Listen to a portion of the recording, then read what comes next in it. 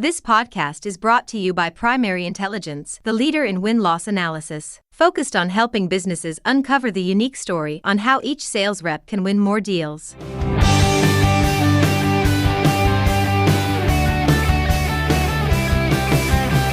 Hey everyone, and thanks for joining me on another rousing edition of Sales Intelligence Weekly, brought to you by Primary Intelligence.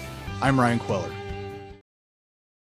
There's been a shift for many B2B services companies in the past few years, and it's still happening, frankly. Even here at Primary Intelligence, the same shift has happened. More and more services companies have made the transition to selling software as a service.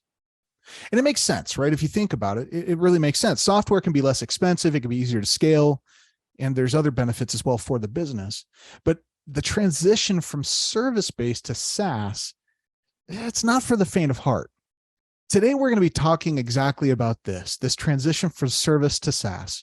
Joining me today is Chris Burke, ABM and Product Strategy Growth Director at the Marketing Practice. Chris, welcome to the show. Thanks, Ryan. Glad to be here. So before we hop into the depth of these transitions and the difficulties and the yada yadas of service to SaaS, tell me about you. Who are you? Where do you come from? Tell me about your experience. Yeah, absolutely. So, I like to tell people I've been a career B2B marketer. I've never been tempted by the dark side of B2C. I've kind of been all over the world, really. Grew up in Dubai in the Middle East and had a great upbringing there. Went to university in the UK, kind of got my teeth wet and introduced to, what marketing is, and especially in the B2B space. And that's also where I found the Marketing Practice. So that's the company I'm with today, lovingly known as TMP. So they had this beautiful little rural Oxfordshire barn where I first discovered, the ins and the outs of B2B marketing. Did a lot of work in those early days around strategy and account management, just trying to find my feet. Did I want to be on the front lines or doing a lot of strategy in the background? So yeah, a lot of projects and programs around demand generation, channel marketing, account-based marketing work for the likes of, your Microsofts, your Salesforces, your Oracles, those types of clients early on. But I always had my eye on to, what was next and what the next opportunity was, and was very fortunate to get the opportunity to come over to Seattle. That's where I'm based today, on the West Coast of the US. And my role today is quite different from where I started. So it's much more specialized. It's a lot more focused on the development and the performance of our account-based marketing products and services. So that means a few things. It means that I lead our global account-based marketing community. So there's a number of people across the globe who are doing ABM day in and day out. So supporting them and making sure what they have. A lot of training, education, and enablement. So making sure that everybody knows how to speak to our ABM products, that we know how to sell it effectively, and that our clients are actually getting the most out of it. And then, one of the important things as well was just around still practicing it, right? So it's still a role where I have a lot of contact with the customer and our clients. So really enjoyed that element of it as well. And I also support some of the other product owners in actually adopting some of the principles and new ways of thinking, right? So as you mentioned, this is kind of a new thing for us. So we're making sure that we're trying to do it in a consistent way across the business. So helping some of my colleagues that look after our demand gen and our channel products as well adopt a similar approach. So great to meet you, man, and excited for you to be on the show. I want to start with a big question, right? Let's start wide and narrow the funnel as we have our conversation. Why do you think so many companies are switching from service-based to SaaS-based models? Why is this happening? Yeah, absolutely. I think there's a couple of things that stand out for me. I think first up is consistency. When you sell everything as a service, if you're a service business today, or if you were in the past, there's so much recreating of the wheel. You're not necessarily spending your time where it's going to have the most impact for your customer. And so I think, a lot of organizations are seeing that as a huge inefficiency. So if you look to what's happening in the market today, and you look to, the necessary pressures that are coming from, a recessionary downturn that is, on the cusp of occurring, I think a lot of businesses are probably reevaluating, is a service-led business model actually the right thing for us right now? Is it the right thing for our clients and our customers, right? I think there's also something around, the recurring revenue aspect of it, right? I don't think we should shy away from that. With a services-led business, you're often, dependent on actually going out and hunting and time again bringing in services-based revenue. So anyone with a professional services, product knows the pain of, not selling enough of that, right? So I think, when you can lay out exactly what something will cost and over what time period, it creates a bit of clarity for you as a business. You can forecast more accurately, right? That creates some, quells the investor ranks when there's, questions about how's the future and future health of the business going. It also helps your customer, I think, know exactly what they're going to get. That value equation, that trade-off, I think, gets a lot clearer when it does sometimes with the smoke and mirrors, I think, of a services-led business. So yeah, those two things stand out for me, Ryan. Yeah, I see that. Okay, so I love that. And something that I've noticed, we do win-loss analysis across every imaginable vertical that you can think of, right? And globally. And I don't know if we have a customer that isn't in the middle of this exact transition, moving from services standalone to services plus tech or tech-enabled service. And with that, there's been this, I've noticed inside of these organizations, this evolution of people's or organizations' relationship with data and expectations of that relationship. This is how I've seen it.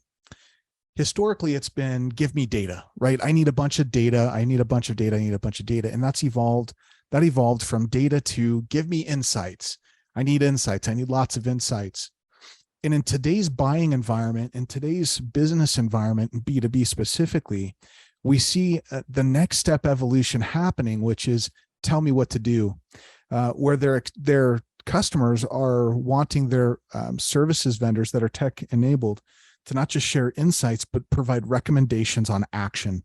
Like, what do I do around X? In other words, they want your expertise combined with the technology. Are you seeing this as well from a TMP perspective? Absolutely. We work with a lot of clients who have varying different ways of actually managing a lot of their insights and their data, right? And it's never exactly in the format that they need to have it in, right? So yes, they're going out and looking for opinions on how to improve the way they're going to market. But importantly and increasingly, like you said, Ryan, they're looking for help at, how do we, before we get to that step, how can we actually knock down some of the silos within our business, some of the existing ways of working that are stopping us from getting that single pane of glass view of all the data about a customer and data about deals, and just bring it into one place. Like, that's really, really hard to do, especially at companies that have been around for more than 20 years, where they have, just a completely different go-to-market setup, different silos, aging technologies in a lot of cases as well. It's really hard. It's something we see all the time. And, it's where, especially going into 2023, a lot of our conversations with clients were leading us to is that exact, well, yeah, it's great to have that big, huge ambition, but there's some very foundational things that we need to fix first in order to enable any of that, right? Yeah. Okay. So it sounds like we're seeing the same things. We're gonna start to peel this onion a little bit, but I want to start with TMP, your organization. Give us some more context around what you've been trying to do at TMP with this transition. Yeah, absolutely. The overall mission that TMP has had over the past 20 or so years has never really changed. It was born out of a desire to be, to offer a full service B2B marketing agency. That's something that didn't exist when our founder set up the company in the early 2000s, right? It was like, oh, I have to go to a telemarketing agency for this, a content agency for that, a strategy agency for that. So his vision was, how do we bring all of that under one roof and create a better client and customer experience because of it? Fast forward 20 odd years, that hasn't changed. What has changed, I think, is the world that our clients operate in and how we need to meet them where they are, right? And so we made a number of different things. I think over the last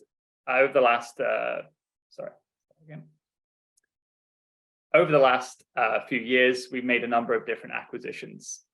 We've acquired 5 new companies underneath the TMP brand now. And so that growth investment, that's really been a bit of a catalyst for what we're trying to do here at TMP.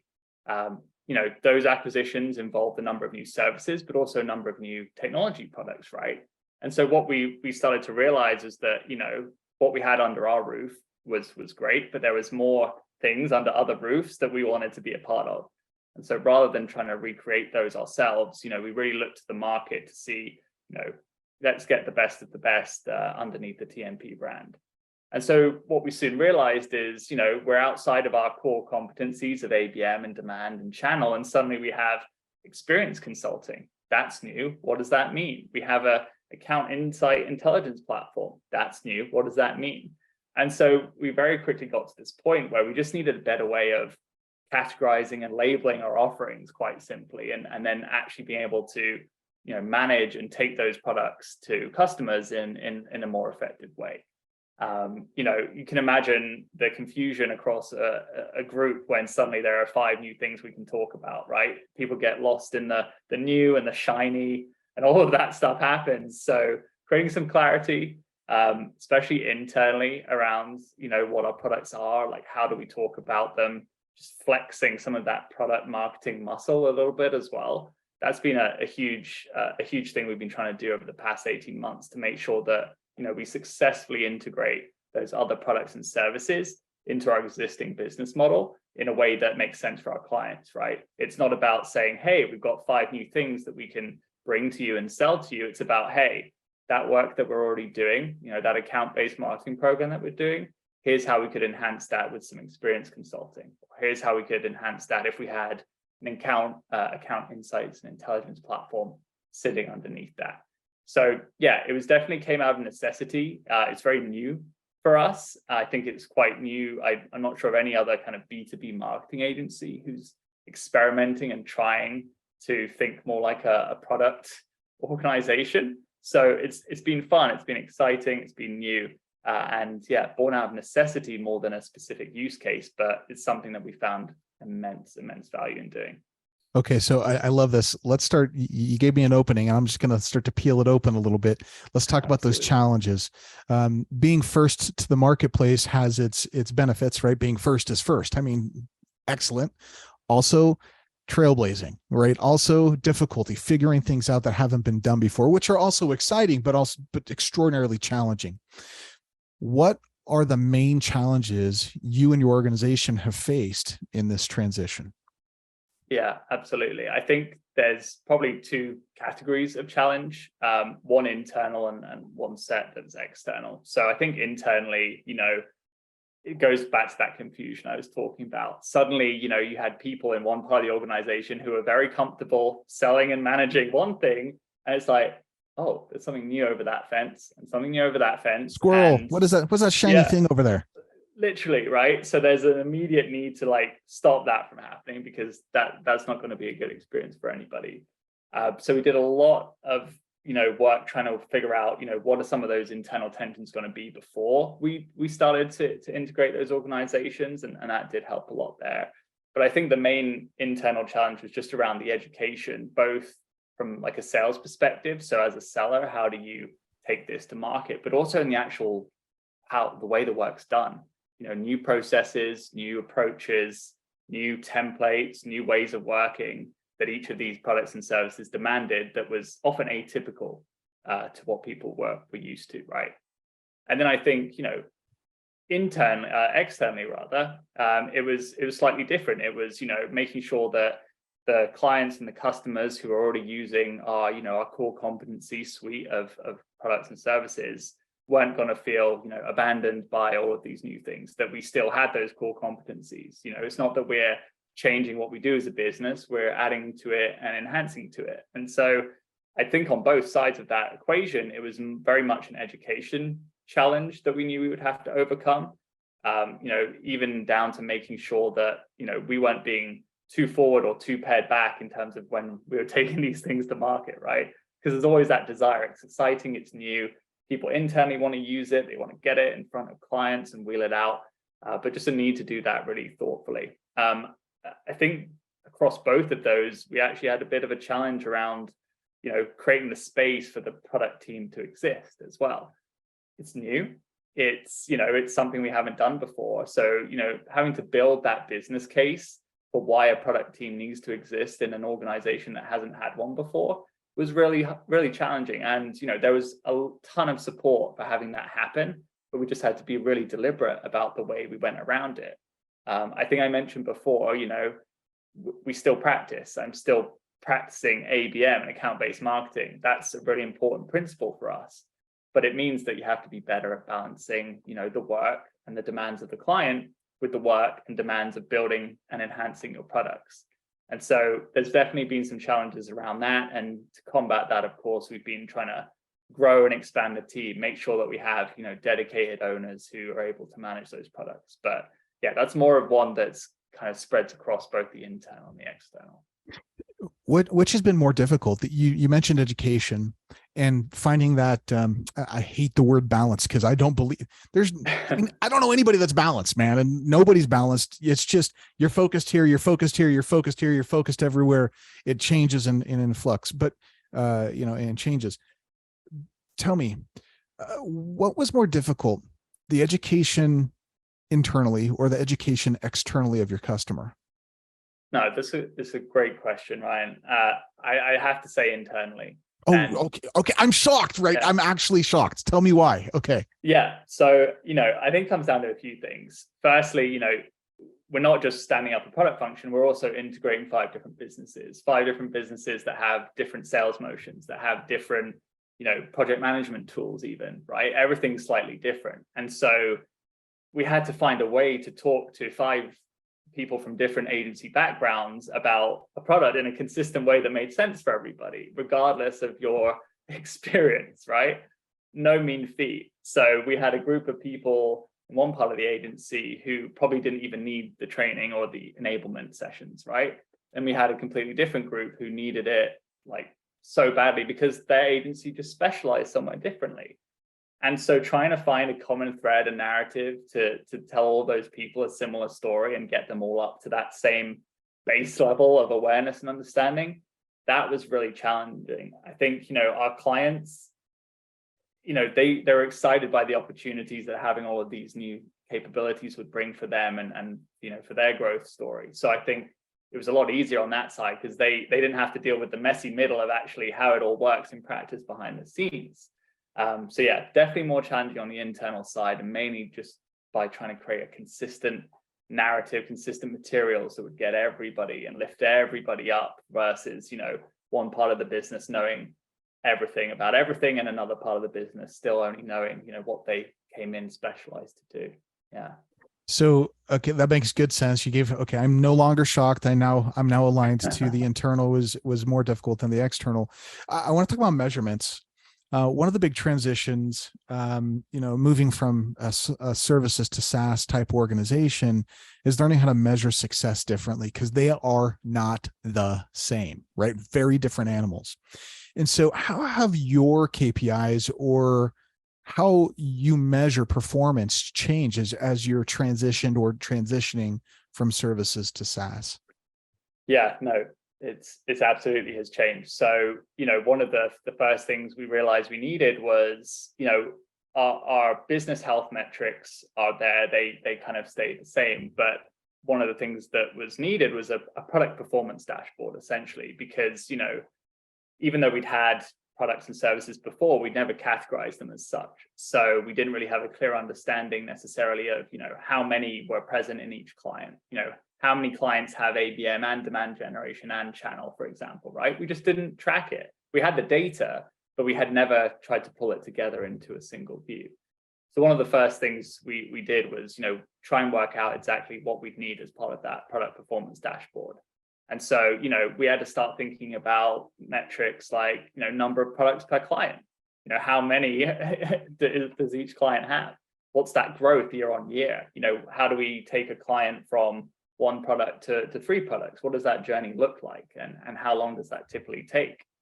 We also started to look at things like, gross margin by product area. Some products are inherently harder and take more investment and effort internally to sell and deliver.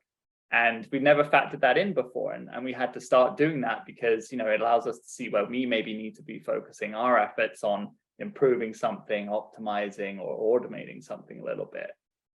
So we've got a ton of product specific metrics now by geography, by client type, even knowing, which clients typically have which solutions and in which order, right? That really is helpful for our account management team, because they can really understand for a company that's in a high growth stage that is, between $1 and $5 billion in revenue, here are typically the products that help them best. So there's been some really interesting, it's not just all about the revenue and the performance side, it's also about how can we better align the right products and services to our client's business. And we just never had that data before. And it's been a really valuable exercise to be able to bring that together. Okay. So KPIs changed, measurements changed, data, the way that you're consuming, the insights that is provided, all of that has changed. Let's talk about changes in market positioning. So what changes have you seen in the way that you market or position TMP? A few. So, I mentioned earlier, we used to have our trinity of ABM, demand generation, and channel as our three kind of key pillars from a marketing and a go-to-market perspective, quite honestly. So everything used to ladder up under those. One of the things we started to shift to is less about, those specific silos and more about the idea of growth. And as helping marketing, helping our clients become the growth engine for their business, right? And so, we recognize that, what our clients would typically come to us for is shifting a little bit. They don't want to come to us just for sales enablement or building a website or generating leads. They're coming to us because they want to be the growth engine, or they have a growth challenge that they're looking to overcome. And so, through a number of different interviews with our customers and our clients, we started to realize that, there's actually a bigger thing going on here. And it doesn't matter the specific products and services we pull together to solve it. The challenge we're trying to solve and how we should be going to market is this idea of helping businesses, marketing functions become the growth engine for their organizations. And, that's not necessarily a new idea necessarily, but it's been accelerated. I think there are more and more clients we speak to who see themselves and see their marketing functions as doing that, right? And so what that's meant is we've had to change, a few of the ways that we typically, launch our own marketing campaigns, right? So one of the main changes was actually saying, okay, which of our products and services solve the immediate needs for our clients? What's going to solve the growth challenges of today? And what's going to solve the growth challenges in 12 months' time? Whereas before we might have just gone out with those three broad pillars, now we're thinking about, what is the right thing to be saying based on the market, based on what we're hearing from our clients, based on, where we see the market heading.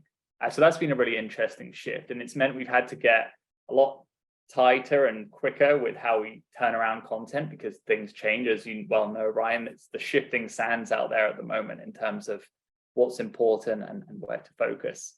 But we've also, I'd say, got more specific in certain areas too. Whereas before we might talk about the benefits of ABM for existing customers as a topic or an area, now we're thinking about, let's specifically drill down into customer lifecycle marketing. And how can we take some of the principles of ABM and apply it to that and run a campaign and promote that idea, because we're seeing it benefit our clients and our customers. And so iterating around that idea and getting that out into market a lot quicker than before has been a really interesting shift. So less about our kind of holy trinity of ABM, demand gen, and channel, and more about how do we solve growth challenges. And the way we solve growth challenges is by bringing different products and services together into solutions that do exactly that. So I'm assuming this new positioning, both internally and externally, has led to innovation or evolution in the way that you sell as well. Is that a fair assumption? Absolutely. Yeah. What's changed? It's a fantastic question. Like, you can't just say we're doing this without also practicing it internally, right? So I think the biggest change is just the way we go about diagnosing what the challenge is in front of us. That's something that's always been a tenet and a core principle is, we don't just sell in something because we feel it's right. We sell it in because we know it's right and it's the right thing for the business. And so one of the biggest changes with the new, focus on products has been actually working out which of those products come together to form the right solutions. So whereas before we'd probably traditionally, client would have a growth challenge or a challenge rather, we'd identify ABM, say one-to-one account-based marketing is the right solution, and we'd sell that in. Now we have a much broader matrix of different products and services that we can combine together. And so I like to think about it as, our products are like the pieces, if we use the analogy of a kitchen design process, right? You're building a new kitchen in your house. Our products and our services are all the individual parts. It's the microwave, it's the fridge, it's the countertops. The diagnosis and kind of the solution design around that is somebody coming in and working out how to pull all of that together. How many light switches do we need? What color are the countertops? Do we need 6? Do we need 8? And so the way we sell now is less in our individual silos of ABM, demand, channel, and more about how can I combine, our one-to-one ABM product with our account intelligence platform and experience consulting to solve the growth challenge that our client has. And so it's just a far more sophisticated way of, diagnosing a problem in collaboration with our clients, right? Because we do it through collaboration. It's never a go away and work it out in a dark room type of thing. And I think I personally seen the immense benefits of that. And it's allowed us to make sure we're getting, the right combinations of products and services to drive, the right types of outcomes for our clients based on where they are in their journey. It's stopped us, selling in the wrong thing or suggesting the wrong thing, because we're better able to slice up exactly what we can sell. And that's been a huge benefit, making sure we're squeezing the ROI, because we're really making sure that exactly what we're going to do is exactly going to solve the growth challenge that they have in front of them. Yeah. That fit to need is one of the most important things that we found from our research. Is we call it understanding business needs, and there's layers, right? There's layers of understanding, and it's not just tick the box for the table stakes business issue that they're trying to solve. There's much more. So as you're describing it, it sounds like you've got a great play around that. But before we continue our conversation, you mentioned something that I have to unpack. So you're British, and you mentioned microwaves in kitchens. So tell me, do you have an opinion about boiling water in microwaves versus like in a teapot? Is there a just solve this debate for me right now, because I've heard lots of opinion about this. Microwave or teapot on the stove, which is it? My public service announcement on this is, if you're not using an electric kettle, you're doing it wrong. There's no other way. Okay, thank you. I appreciate that.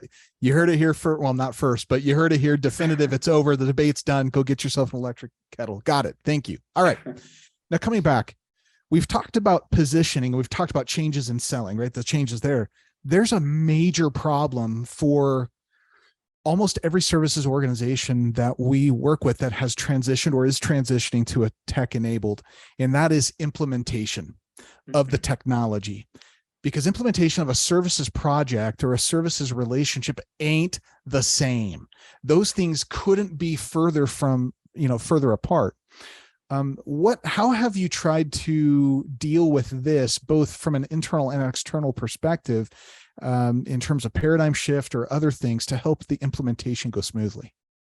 Yeah, no, it's a great point. And I think, first and foremost is making sure that, none of our tech products are necessarily standalone. They can be eventually, but that's not the way that we like to pilot and introduce them.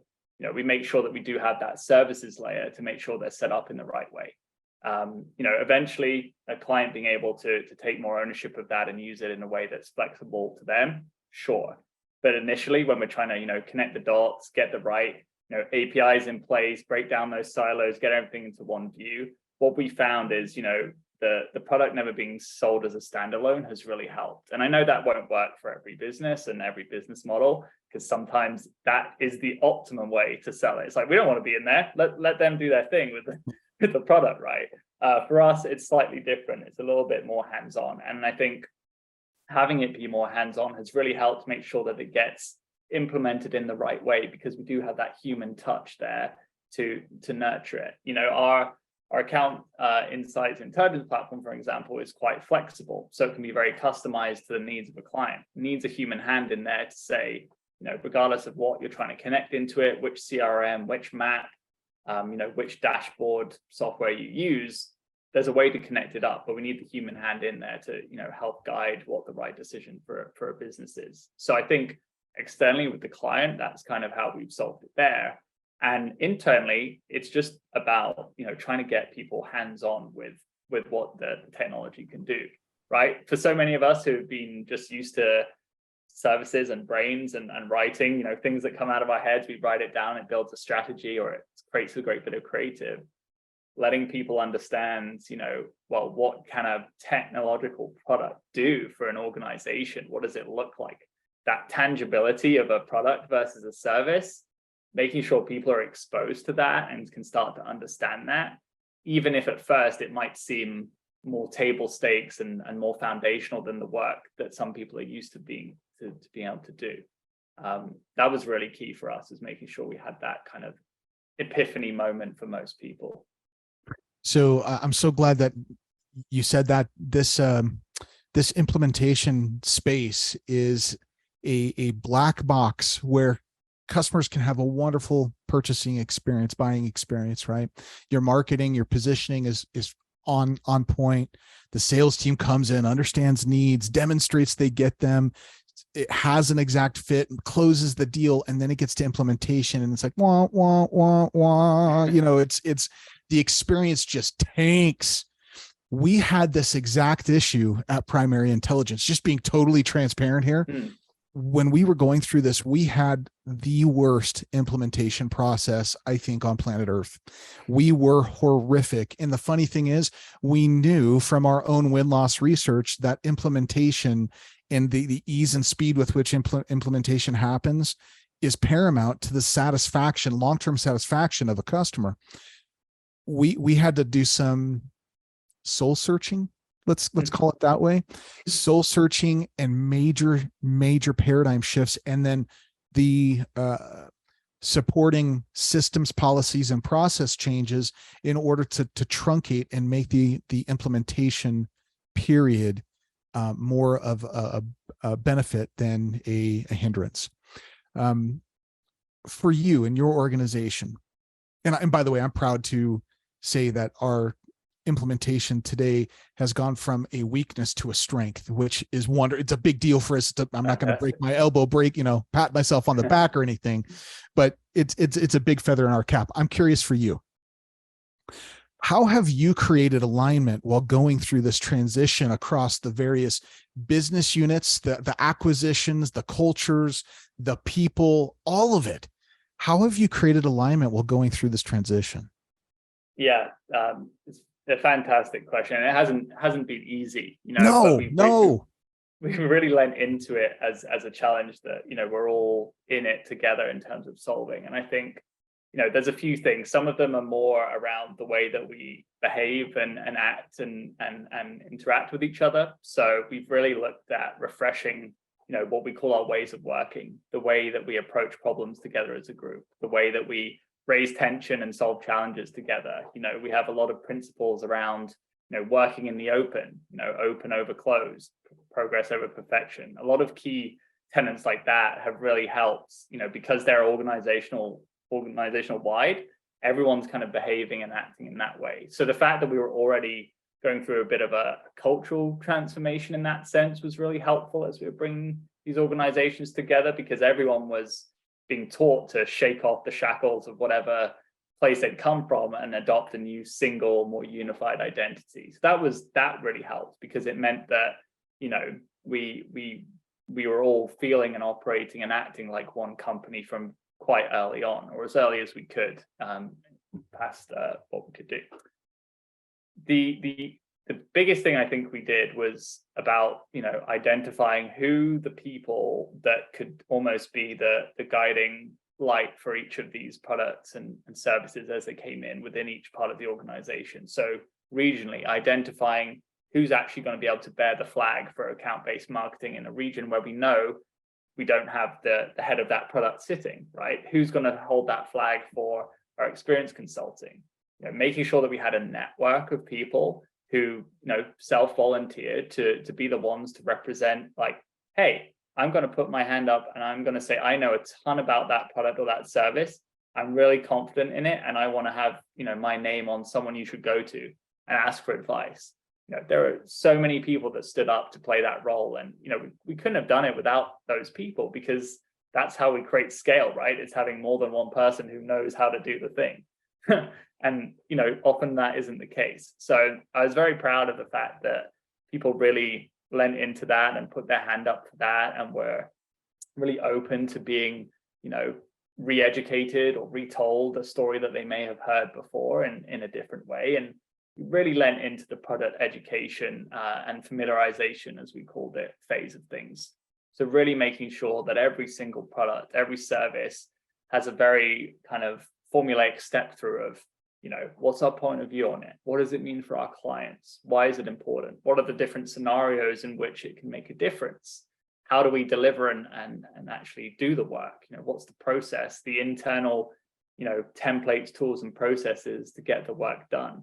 Being able to step through that just helped create, this operating manual for every product and service that has, whether you're a day into your life at TMP or you're 10 years in, there's somewhere you can go and refer back to this and say, if I followed this, I'd get a pretty good outcome. And that was kind of our goal, right? Say no one could communicate to each other. Could we create a set of documentation, training, and enablement that would let someone do a pretty good job, right?